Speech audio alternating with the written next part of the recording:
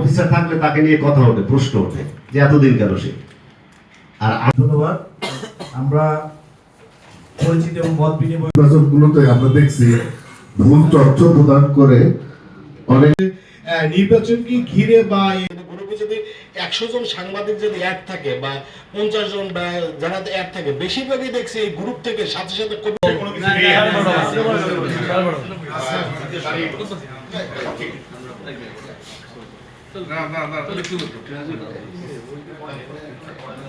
বাচ্চারা ওই লেকের মধ্যে স্কুল টাইম রেখেও যাতায়াত করে এবং ওইখানে খুব অল্প সময়ে জানিয়ে দেওয়ার জন্য একটা বিষয়, ছোট্ট আর একটা বিষয়, সেটা হচ্ছে ইদানিং দেখা গেছে ম্যাক্সিমাম মানুষের মোটরসাইকেলে প্রেস লেখা, অর্থাৎ সে কোন মিডিয়া আছে সেটা কিন্তু লেখা নেই, প্রেস লেখা, সে ব্যবসায়ী আসে কান ভারী করবো যে অমুকে ওই সাংবাদিক অমুক দলের স্যার, ওই সাংবাদিক অমুক দলের স্যার, ওই সাংবাদিক অমুক দলের, এরকম নানা আছে স্যার।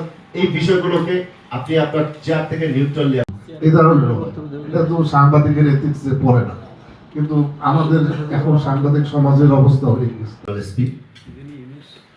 একজন আছেন আপনার সাজিদুল ইসলাম সাহেব, যিনি ক্রাইম বিষয় বা কোনো হিসেবে আমাদের মিডিয়া তো একবারে সেইভাবে নিউজ করতে পারে না, আর নিউজের কাঠামোটাও ঠিক থাকে না তাদের। আমার কাছে একটাই রিকোয়েস্ট হচ্ছে যেন এই যারা লো পুলিশ রয়েছে তাদের ঠিকভাবে দায়িত্বটা পালন করে।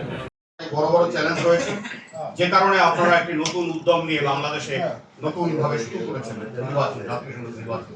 আমাদের এখন সকলের বিষয় অগ্রাধিকার নির্বাচন।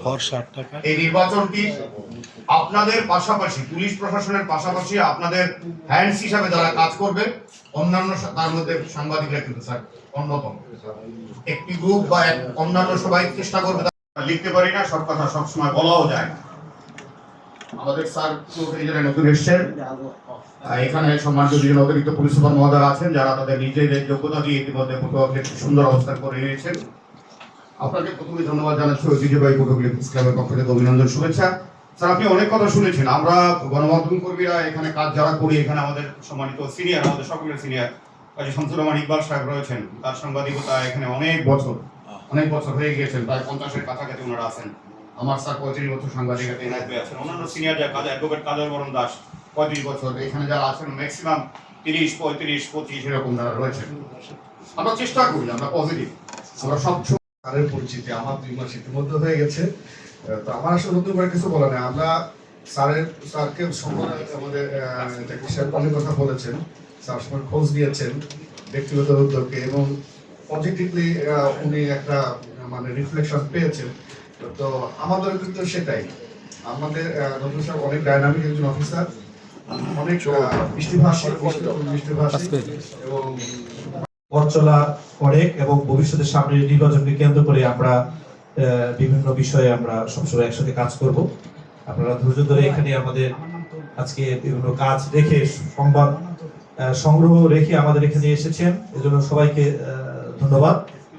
আমাদের স্যার সর্বশেষ যেহেতু আজকে হিসেবে কাজ করেছেন, তারপর টিভিতে কাজ করেছেন, পুলিশ হেডকোয়ার্টারে কাজ করেছেন, বিভিন্ন পুলিশের যেসব গুরুত্বপূর্ণ সেক্টর বা হেড সবগুলোতে স্যারের কাজ আছে।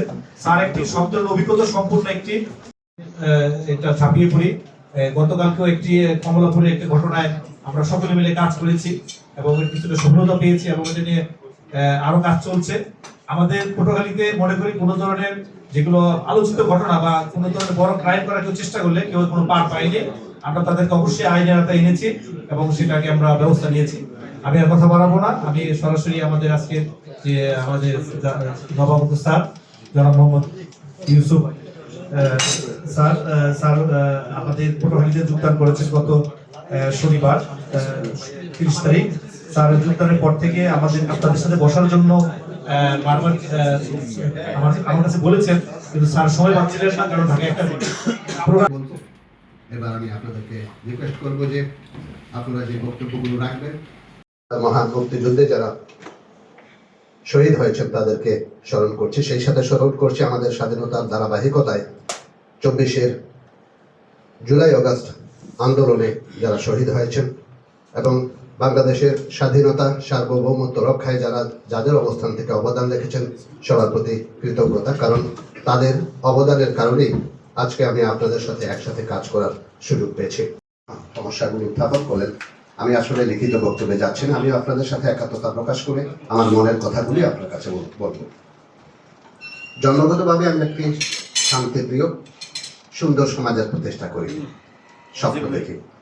আমি যেমন আমার এলাকার সমাজটাকে সুন্দর একটা সমাজের চিন্তা করি, ঠিক যেখানে আমার কর্মস্থল এই পটুয়াখালী জেলায় আমিও আপনাদের মতো একটা সুন্দর সভ্য সমাজের কল্পনা করি।